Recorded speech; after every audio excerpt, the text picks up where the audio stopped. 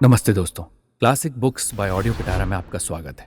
बेहतरीन audio book सुनने के लिए हमारा चैनल सब्सक्राइब करें और बेल आइकन दबाना ना भूलें ताकि आपको हर अपडेट मिलता रहे।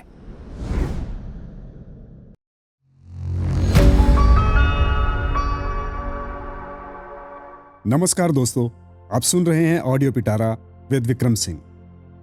नलिनी। सत्येंद्र का विवाह इस बार कलकत्ता से हुआ। शुभ दृष्टि के समय सत्येंद्र ने देखा मुंह बहुत सुंदर है, होने दो सुंदर। तथापि सोचा उसके माथे पर एक बोझ आ पड़ा। विवाह के बाद 2 वर्ष तक नलिनी पिता के घर में ही रही।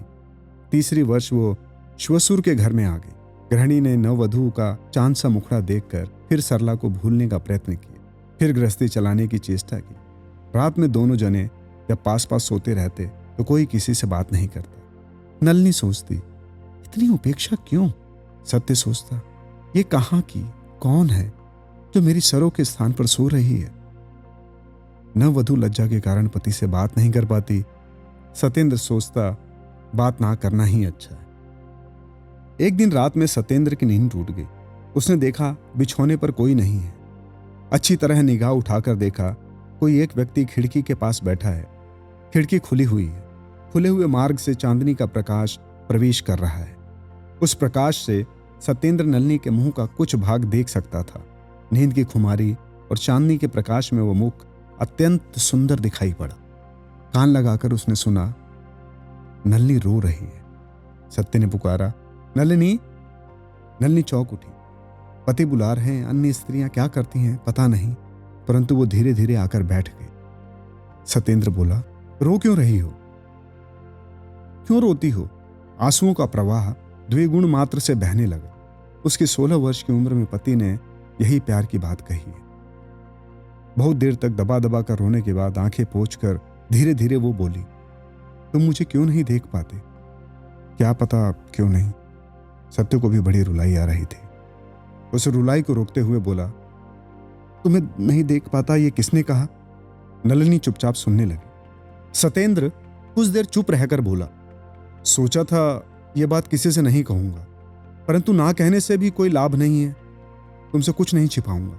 सब बातें खोलकर कहने पर समझ जाती कि मैं ऐसा क्यों हूं। मैं अब भी सरला अपनी पहली स्त्री को भूल नहीं सका हूं। भूल जाऊंगा ऐसा भरोसा भी नहीं करता, इच्छा भी नहीं होती।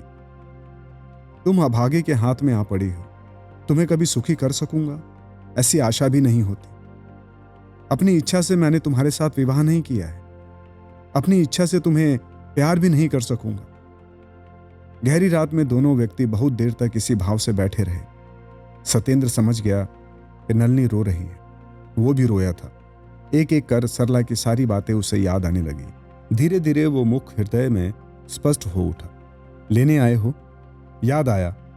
बिना बुलाए आंसुओं को सत्येंद्र की आंखें अवरुद्ध कर दी। गालों पर बहते हुए धीरे धीरे झरने लगे। आंखें पोंछकर सत्येंद्र धीरे धीरे नलिनी के दोनों हाथों को अपने हाथ में रखकर बोला, रो मत नलिनी। मेरे हाथ में क्या है?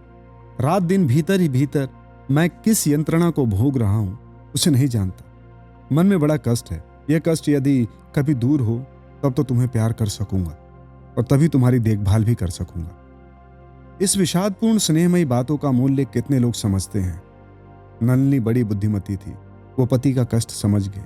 पति उसे प्यार नहीं करते, ये बात उसने उनके मुंह से सुनी तो वो भी रूठी नहीं। बेवकूफ लड़की 16 वर्ष की उम्र में यदि अभिमान नहीं करेगी तो कब करेगी?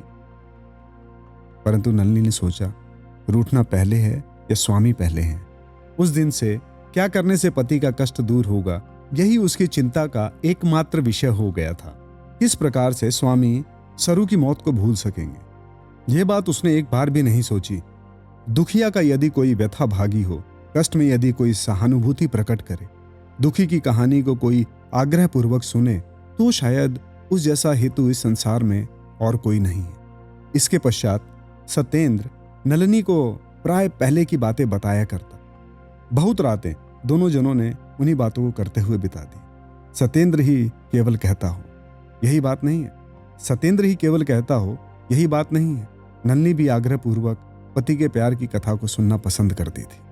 ऐसी ही इंटरेस्टिंग किताबें कुछ बेहतरीन आवाजों में सुनिए सिर्फ ऑडियो पिटारा पर। ऑडियो पिटारा सुनना जरूरी है। दोस्तों, आपको ये कहानी कैसी लगी हमें ज़रूर बताइएगा। लाइक और कमेंट कीजिए और अपने दोस्तों के साथ ये कहानी ज़रूर शेयर कीजिए। Thank you so much.